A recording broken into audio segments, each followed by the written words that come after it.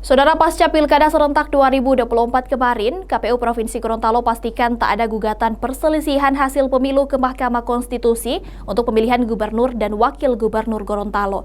Meski dipastikan tak ada gugatan, KPU Provinsi Gorontalo kini tengah menunggu surat keputusan dari Mahkamah Konstitusi sebelum melakukan penetapan terhadap paslon terpilih. Setelah resmi menetapkan hasil rekapitulasi suara untuk Pilgub Gorontalo pada pekan lalu, KPU Provinsi Gorontalo pun memberikan kesempatan bagi tiap paslon untuk mengajukan gugatan ke Mahkamah Konstitusi berdasarkan regulasi yang ada. Namun hingga batas waktu yang ditentukan, KPU Provinsi Gorontalo memastikan tak ada paslon yang mengajukan permohonan gugatan terhadap hasil rekapitulasi suara yang telah ditetapkan.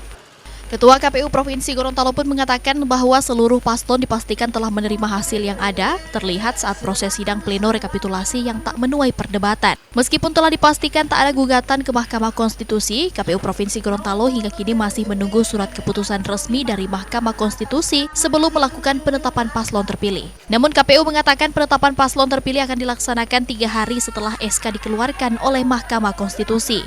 Kami menunggu sampai dengan tapi batas waktu untuk pendaftaran gugatan. Alhamdulillah kami di KPU Provinsi Gorontalo memantau langsung lewat websitenya MK.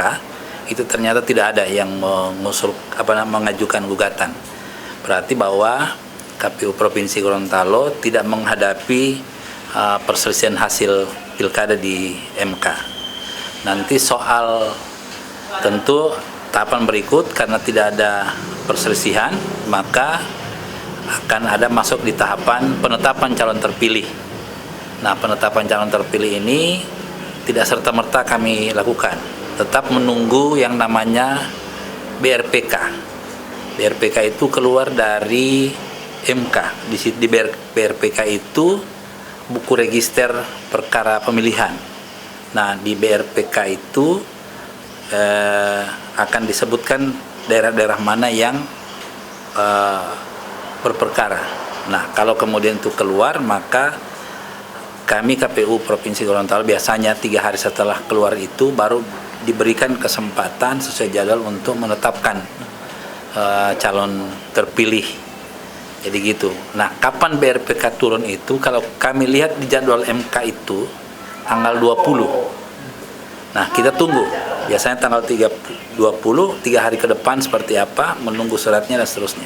Jadi pada prinsipnya KPU Provinsi itu sudah siap untuk melaksanakan itu, tinggal menunggu waktu. Namun KPU mengatakan penetapan paslon terpilih akan dilaksanakan 3 hari setelah SK dikeluarkan oleh Mahkamah Konstitusi. KPU juga berharap suasana kondusif tetap terjaga proses penetapan paslon terpilih nanti dan mengajak seluruh masyarakat dan pendukung untuk kembali bersatu tanpa ada perpecahan lagi. Kris Kamisma, Kompas TV Gorontalo.